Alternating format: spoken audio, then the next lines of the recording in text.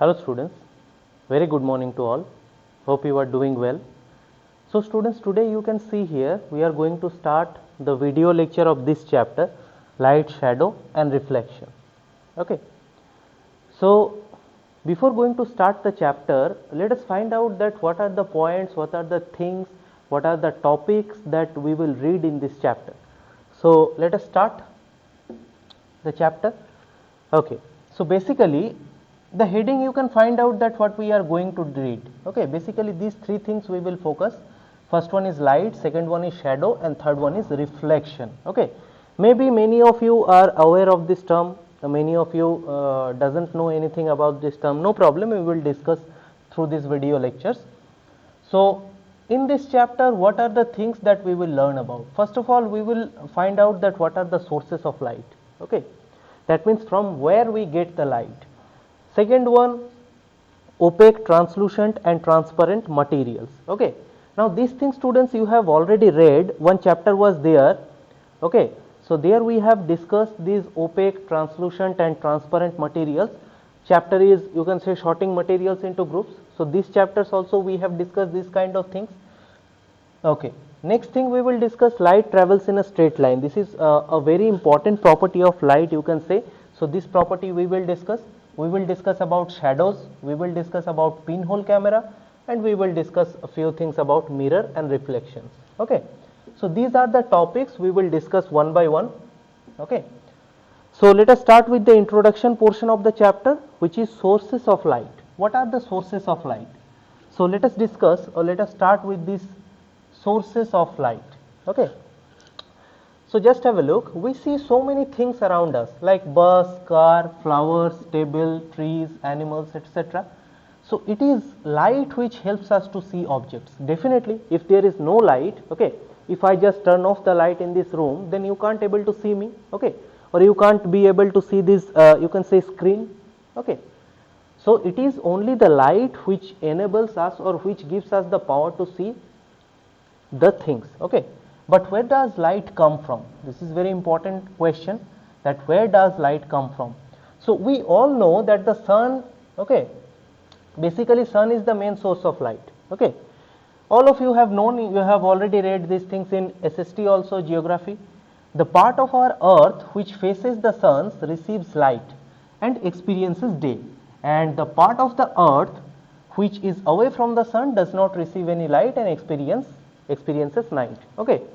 So these things you have already read in geography and you are very much aware of these things, okay. Now the very important terms are, two terms are there. First one is luminous objects, okay, and second one is non-luminous objects, okay, or you can say artificial luminous objects, okay, or man-made luminous objects.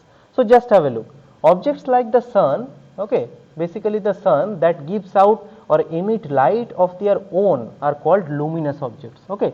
So what are luminous objects? So basically luminous objects are those kinds of objects which have their own light. You can see here picture of a sun, picture of the stars, okay. So these are kind of luminous objects. Now the sun, the stars and you can say fireflies, okay, or you can call it as jugnus, okay. You can see here the picture of fireflies, jugnus. So these things can produce their own light, hence they are called as natural luminous objects, okay. So these objects are called as natural luminous objects. Now the objects like bulb, candle, torch, etc. made by man to emit light, so that's why they are called man-made luminous objects or artificial luminous objects, okay. So students, what we have read, I am repeating my words, we have read two things. First one is that luminous objects are those kinds of objects which have their own light, okay.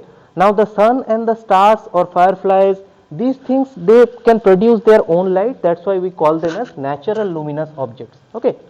And other objects such as bulb, candle, torch, they are made by man, okay, that's why we call it as man-made luminous object or artificial luminous objects, okay.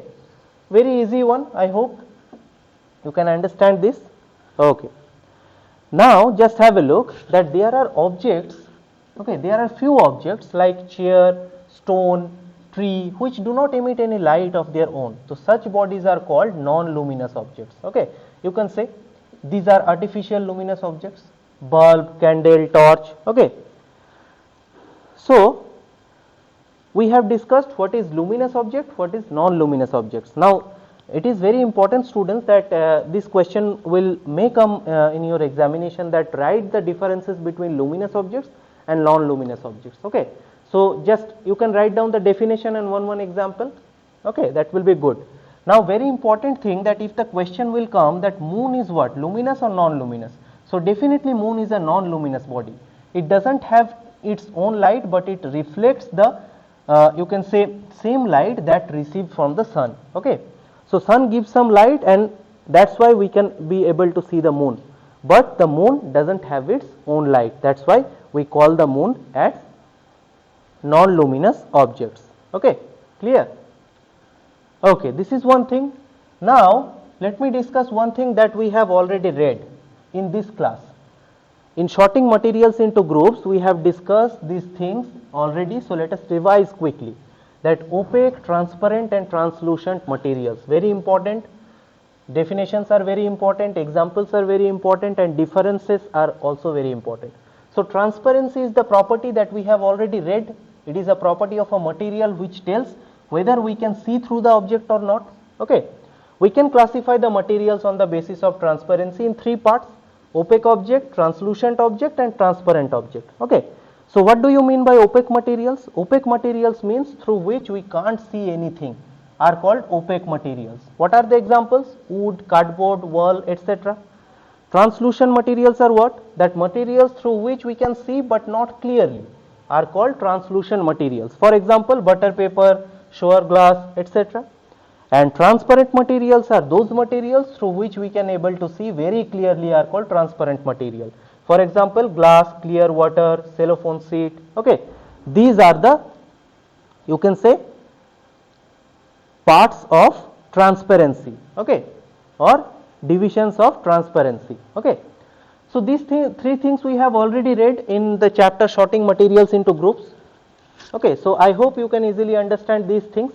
Now based on these three things, that means transparent materials, translucent materials and opaque materials, there is an activity. So let us discuss this activity quickly. So what this activity tells, students? This activity 4.1, this activity tells that collect as many objects as you can from your surroundings. For example, you can collect pencil, book, paper, tracing paper, wood, glass, etc. Now try to look at your friend's face through each of these objects. Okay, what do you observe and record your observations?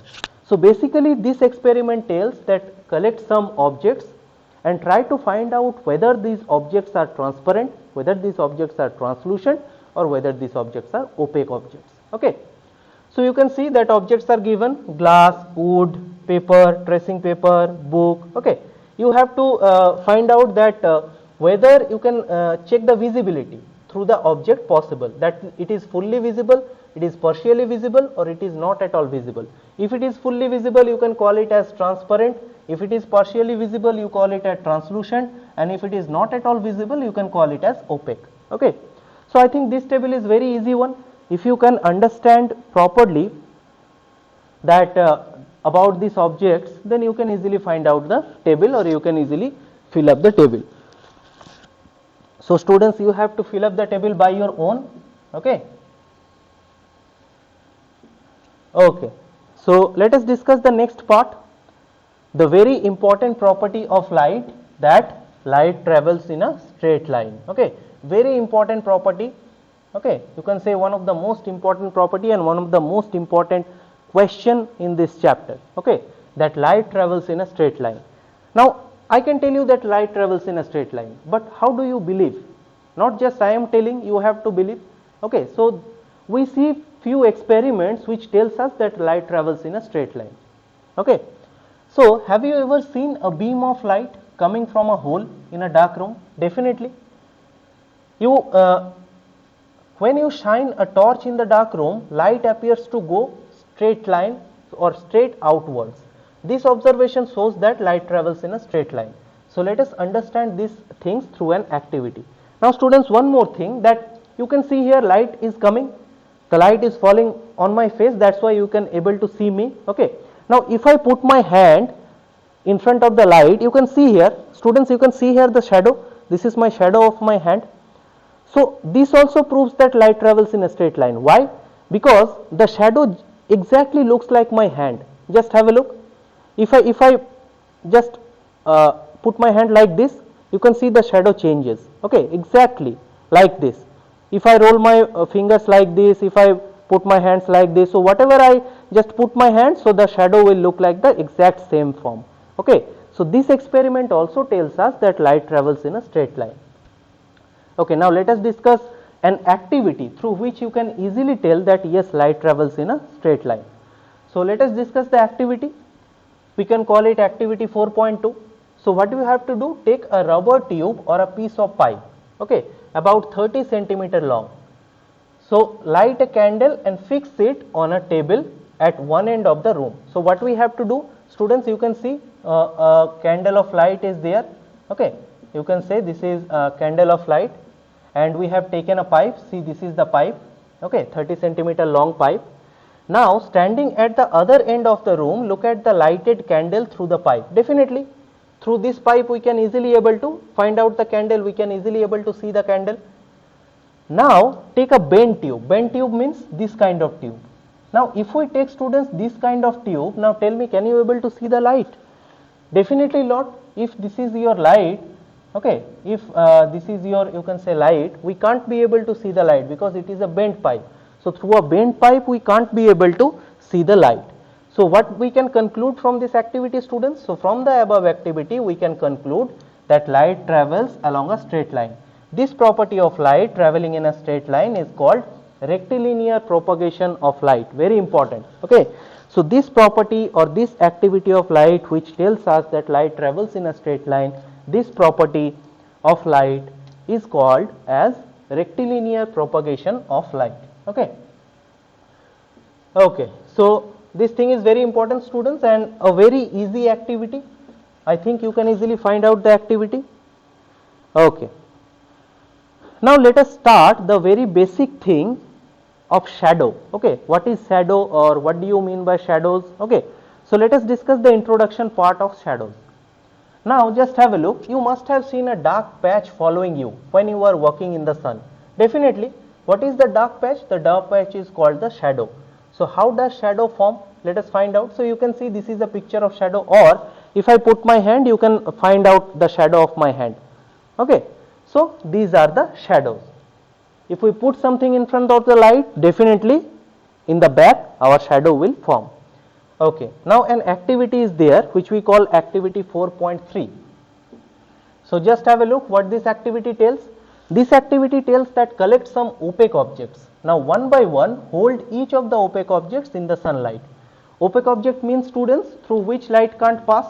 Now just have a look, this remote is an opaque object. Okay, so if I put the remote, you can find out the shadow behind it. Okay, so any opaque object you can find out. See, this is you can say pin. Okay, so if I put the pin like this, definitely you will find out the shadow. Okay, so any opaque object you can just put in front of a light, you will find out the shadow. Now what do you observe on the ground? You will see a dark patch on the ground in each case.